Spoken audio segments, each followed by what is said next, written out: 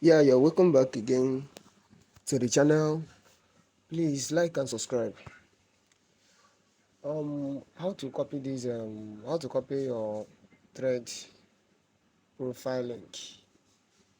Remember, it's very simple. How to copy your profile link if you want people to start following you? If you want to copy your link to any other social media platform, once you open the app Spread, you go to your profile. There are two ways of copying the link. Number one is this: you click on share profile.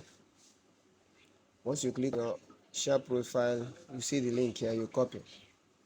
Then the next thing is to click here on this three option, follow and invite friends from Instagram. Okay, let's go back. I've made a mistake. Let's go back. You click here. So see it here now.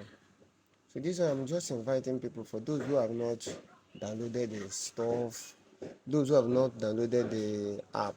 Once you tap on this link, you can it will redirect you to where you download the app, then you follow me immediately.